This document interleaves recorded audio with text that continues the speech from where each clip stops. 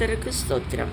இன்றைக்கு தியானத்திற்கான வேத வசனம், உமது வேதம் என் மன மகிழ்ச்சியாய் இராதிருந்தால் என் துக்கத்திலே நான் அழிந்து போயிருப்பேன். சங்கீதம் 119:52. ஆம் பிரியமானவர்களே, தேவன் நமக்கு கொடுத்திருக்கும் சொத்துக்களில் விலை மதிப்பே இல்லாத சொத்து உண்டு என்றால் நம்முடைய வேதம்தான். நீங்கள் எந்த மனதோடு எடுத்து அதை படிக்கிறீர்களோ அதற்கு தகுந்தாற் போல அது உங்களோடு பேசும். நீங்கள் எவ்வளவு கொடிய கஷ்டத்தில் இருந்தாலும் நீங்கள் பைபிளை எடுத்து ஒரு அரை மணி நேரம் படித்து பாருங்களேன், உங்கள் கஷ்டமெல்லாம் மறைந்து போனது போல் இருக்கும். வேதத்தின் மூலமாக தேவன் நம்மோடு பேசுவதை, நம்மை ஆற்றுவதை, நம்மை தேற்றுவதை, நம்முடைய கண்ணீரை துடைப்பதை நீங்கள் உணர முடியும். நாம் ஜெபிக்கும் போது தேவன் நம்மோடு நேராக வந்து பேசுவதில்லை. ஆனால் நீங்கள் பைபிளை வாசித்து பாருங்கள், தேவன் உங்களோடு வசனங்களின் மூலமாக பேசுவதை உணர்வீர்கள். என்னுடைய வாழ்க்கையில் இதை நான் அனுபவித்திருக்கிறேன்.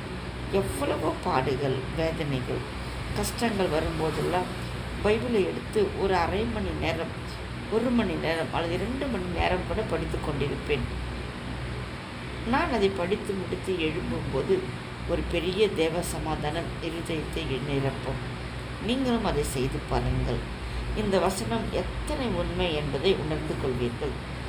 இந்த பைபிளை நான் கஷ்ட நேரங்களில் படிக்காதிருந்தால் நானும் என் குடும்பமும் எங்களுக்கு வந்த கஷ்டத்திற்கு எப்பொழுதோ அழிந்து போயிருப்போம்.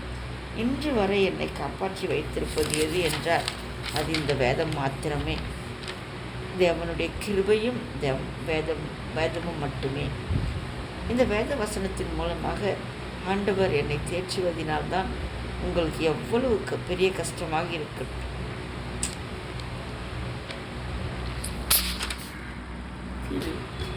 உங்களுக்கு எவ்வளவு பெரிய கஷ்டமாக இருக்கட்டும், அதை காட்டிலும் நம் தேவன் பெரியவர் என்பதை உணர்த்தும் ஒரே வழி வேதம் மட்டுமே.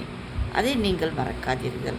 உங்களுக்கு போராட்டம், கஷ்டம் வரும்போதெல்லாம் வேதத்தை எடுத்து அரை மணி நேரம், 1 மணி நேரம் படித்து பாருங்கள்.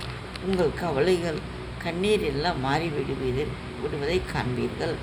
ஆமென். ஹல்லேலூயா.